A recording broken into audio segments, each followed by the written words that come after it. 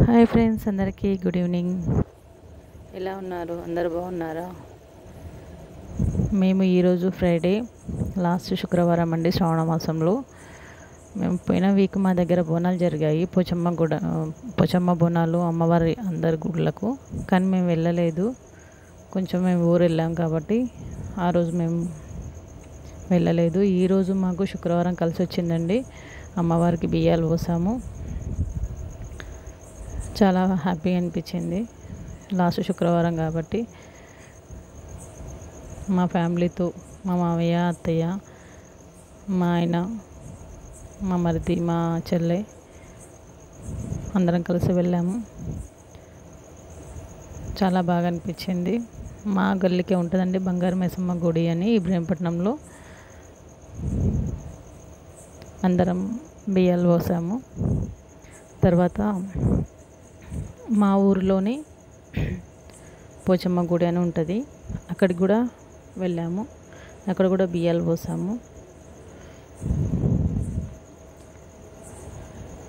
చాలా చాలా ఏమంటారు, అమ్మవారి గుళ్ళు చాలా ఉన్నాయండి మా ఊర్లో.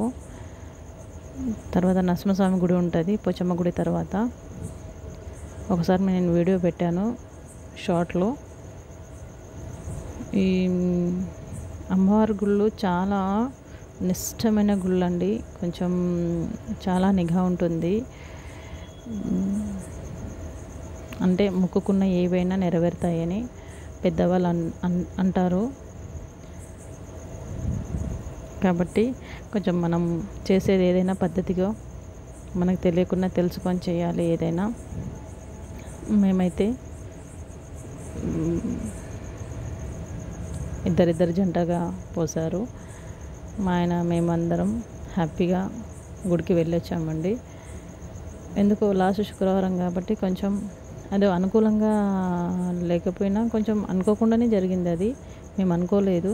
సడన్లీ పోయిన వారం వెళ్ళలేదు కదా, ఈ వారం వెళ్దాము అని అనుకున్నాము. ఈరోజే లాస్ట్ శుక్రవారం అని కూడా మాకు మైండ్లో లేదు. వేరే వాళ్ళు చెప్తే అరే ఈరోజు లాస్ట్ శుక్రవారమా అని అనుకున్నాము. కానీ నిజంగా చెప్పాలంటే అది కలిసి వస్తాయి కొన్ని సందర్భాలలో. చాలా హ్యాపీ అనిపించిందండి. నేను ఈ వీడియో, నాకు ఎడిటింగ్ రాదు, అన్నీ కలిపేసాను ఇట్లా వీడియోలో కలిపేసి పెడుతున్నాను. తప్పుగా అనుకోవద్దు, నాకు ఎడిటింగ్ రాదు. అందరూ నన్ను సపోర్ట్ చేయండి ప్లీజ్, ఎంకరేజ్ చేయండి, సబ్స్క్రైబ్ చేసుకోండి. ఇది పోచమ్మ గుడి అండి, మా ఊర్లోనే పోచమ్మ గుడి. ఇప్పుడు గేట్ ఉంటుంది కానీ బయటికి వెళ్ళే, ఎవరు మొక్కినా కూడా బయటికి వెళ్ళే మొక్కుతారు, గర్భగుడిలోకి వెళ్ళలేరు ఎవరు. కాబట్టి మేము బయటనే బియ్యాలు పోసాము అమ్మవారికి. అమ్మవారి విగ్రహం అయితే నిజంగా అమ్మవారు కూర్చున్నారు అక్కడ లోపల అన్న ఇదిలో ఉంటామండి. నిజంగా మనము ఆ ఫీలింగ్ వచ్చేస్తుంది అమ్మవారిని చూడంగానే.